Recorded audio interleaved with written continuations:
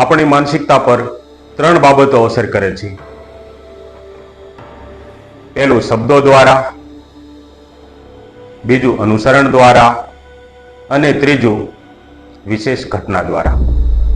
આપણે પાછળના ભાગમાં શબ્દો આપણા દિમાગ પર શું અસર કરે છે તેના વિશે વાત કરી હતી અને આ ભાગમાં અનુસરણ દ્વારા થતી અસરોની આપણે વાત કરી. જે બીજા પ્રકારે તમારી માનસિકતા બદલવામાં આવે છે તે છે અનુસરણ. અનુસરણ એટલે નકલ. જ્યારે તમે મોટા થઈ રહ્યા હતા ત્યારે પૈસા વિશેની તમારા માતા પિતાની વિચારસરણી કેવી હતી? તે બેમાંથી એકે અથવા બંનેએ પૈસાની વ્યવસ્થા સારી કરી હતી કે ખરાબ કરી હતી?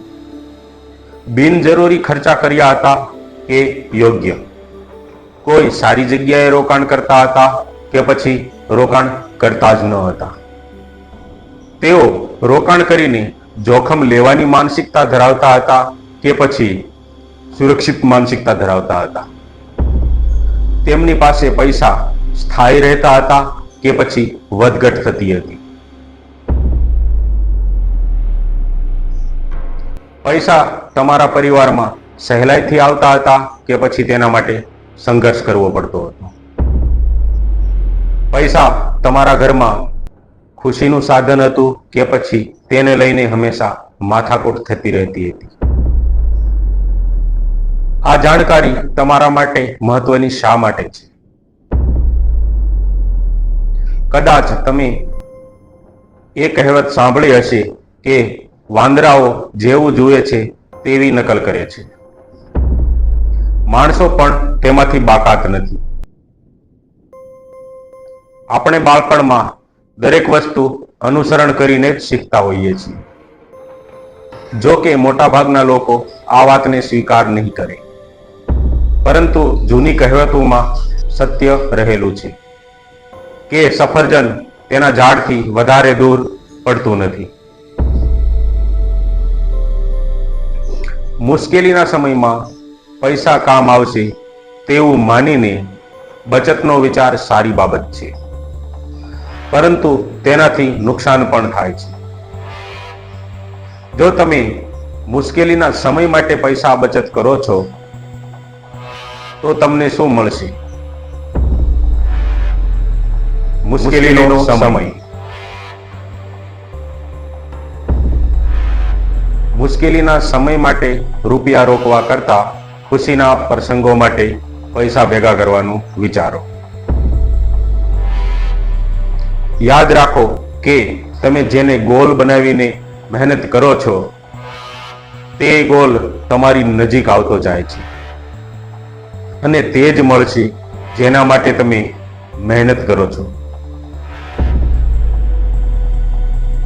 રૂપિયા કમાવાની બાબતોમાં મોટા ભાગના લોકો માતા પિતાનું અથવા સંબંધીઓનું અનુસરણ કરતા હોય છે, પરંતુ સિક્કાની બીજી બાજુ પણ હોય છે.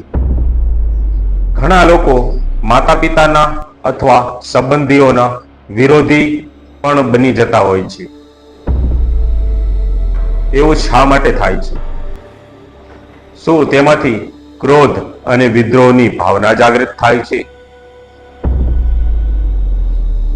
ટૂંકમાં આ બધી બાબત એ વાત ઉપર આધારિત રાખે છે કે તમે તેમનાથી કેટલા નારાજ છો.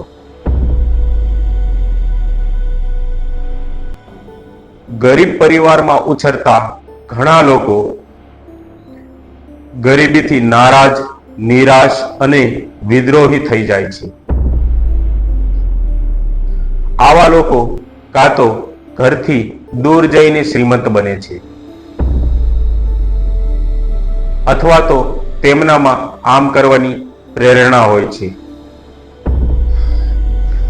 પરંતુ એક નાની એવી પરેશાની આવે છે જે બાબત બહુ મોટી સમસ્યા બની શકે છે.